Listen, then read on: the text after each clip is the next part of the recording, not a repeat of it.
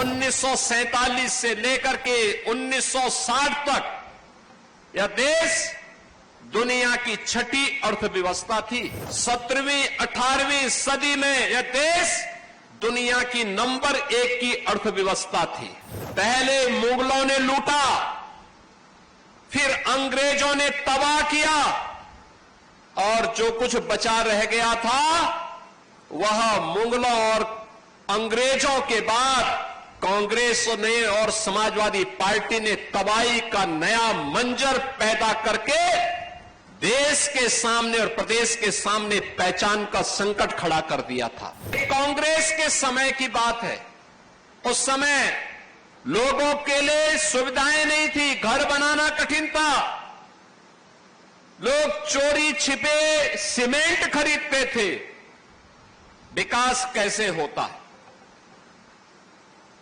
कांग्रेस हो या समाजवादी पार्टी, इनकी दृष्टि सबका साथ और सबके विकास के प्रधानमंत्री मोदी जी के विजन के अनुरूप नहीं थी। एक संकुचित दृष्टि इन दलों की होने के नाते इन लोगों ने साथ तो सबका लिया, लेकिन विकास अपने परिवार का किया, अपने परिवार के लिए किए।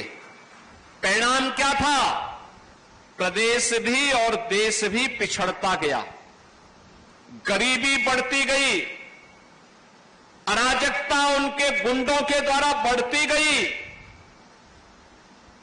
न व्यापारी सुरक्षित था, न बेटी सुरक्षित थी, और उस अराजकतापूर्ण माहौल में, दंगाग्रस्त प्रदेश में या देश में कौन व्यक्ति अपनी जान को दांव पे लगाता?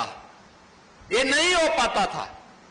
याद करिए, जब ये देश आजाद हुआ था 1947 में, 1947 से लेकर के 1960 तक यह देश दुनिया की छठी अर्थव्यवस्था थी। छठी अर्थव्यवस्था थी। उससे पहले जब हम 17वीं सदी में जाते हैं, 17वीं 18वीं सदी में यह देश दुनिया की नंबर 1 की अर्थव्यवस्था थी।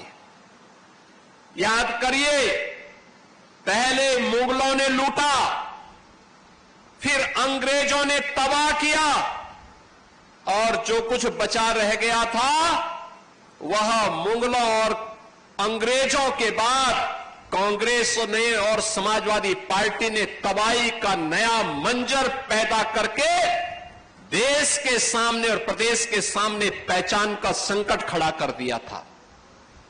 याद करिए, 1960 तक जो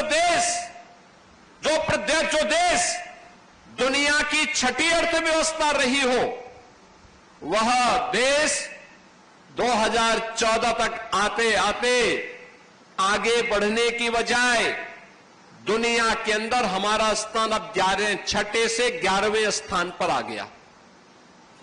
11वें में प्रधानमंत्री मोदी जी के समय 11वें स्थान की अर्थव्यवस्था होने के बाद जब मोदी जी ने प्रयास प्रारंभ किया, विकास के माध्यम से एक मंत्र देशवासियों को दिया कि विकास सबका होगा, साथ सबका लेंगे, बिना